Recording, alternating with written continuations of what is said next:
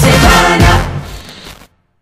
Se suponía que el 16 de febrero íbamos a tener elecciones municipales utilizando el voto automatizado en algunos municipios y en otros municipios la boleta impresa, pero ya todos sabemos cuál fue el resultado de esa convocatoria, la suspensión, y ahora esperando el 15 de marzo para que vuelva a realizarse ese proceso electoral. ¿Qué impacto puede tener esto sobre la economía a corto plazo de este primer trimestre del año y visto ya en el 2020? Bueno, indudablemente que el afán del gobierno tratar de mantenerse en el control de todos los poderes del Estado y principalmente en esta primera etapa de los municipios, de los gobiernos locales, hace que se cree una gran incertidumbre para toda la población, no solamente desde el punto de vista con las elecciones y la restitución de los electores, de la gente que hay que elegirse, sino también con lo económico. Pero para mí es más terrible el ritmo en que el gobierno estaba llevando el uso de los recursos públicos para tratar de conseguir fidelidad del voto. Por ejemplo, en pavimentación de calle, de asfaltado, de calles y avenidas, en el mes de enero, desde el 2014 al 2019, cada mes de enero, el promedio era de 238 millones de pesos. En enero del 2020 fue de 1.285 millones de pesos. Es decir, que cada mes de enero solamente se invertía 238 millones de pesos en promedio. Y este mes de enero fueron 1.285. Eso obviamente tiene que salir del presupuesto. Eso quiere decir que se está agotando en la primera parte del año el presupuesto de todo el año, que es lo que va a quedar para después. El 74% de lo presupuestado para asfaltado se consumió en enero. En servicio de alimentación, el promedio era 361 millones de pesos. Agréguele a lo del asfaltado contratos ilegales. No, claro. Entonces, en servicio de alimentación era 361 millones de pesos. En enero de este año fueron 1.752 millones de pesos. Es decir, en obras no residenciales el promedio eran 403 millones. Y este año van 3.706 millones en el mes de enero. Es decir, que ese gasto excesivo en el mes de enero, si seguimos ese ritmo, es para llegar a un déficit por encima de los 200.000 millones de pesos este año. ¿Qué fue lo que sucedió que fue en el 2002?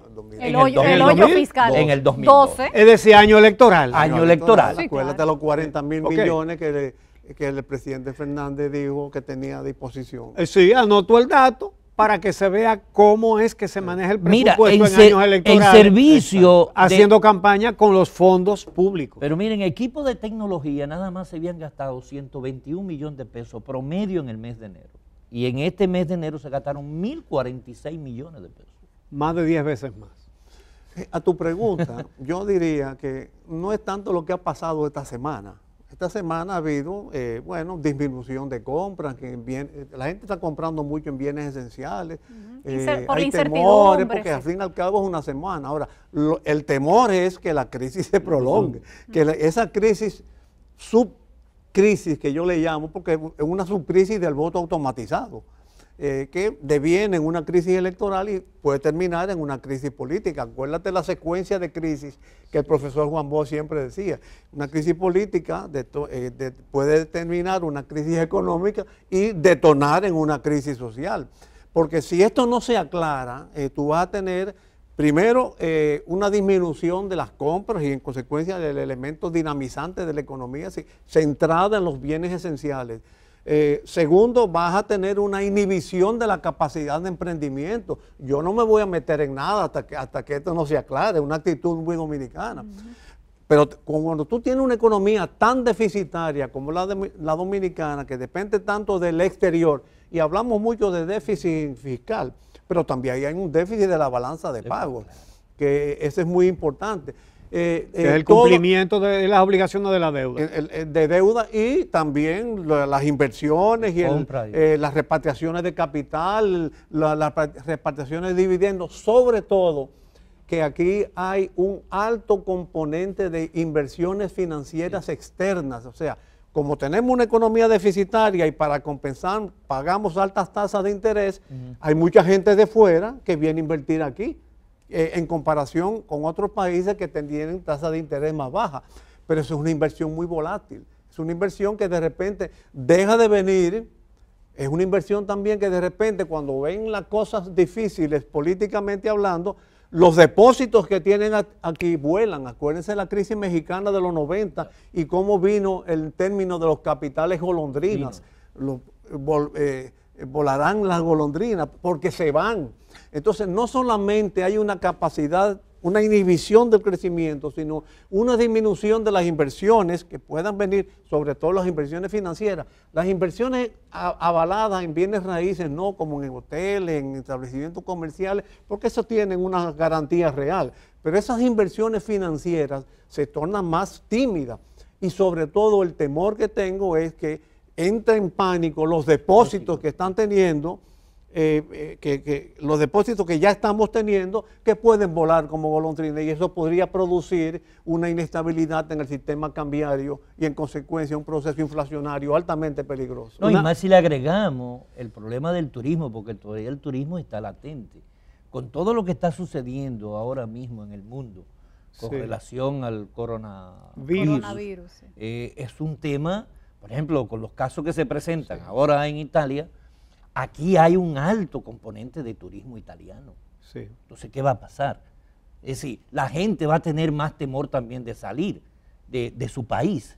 Va a tratar de mantener el control de su hábitat, de su salud.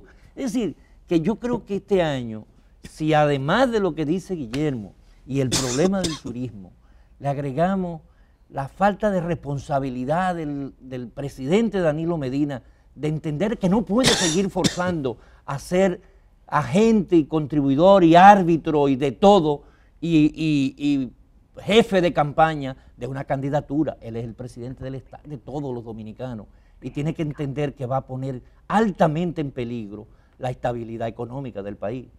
Porque si eso sucedió ahora en las elecciones municipales, ¿tú te imaginas que pueda suceder eso en unas elecciones presidenciales?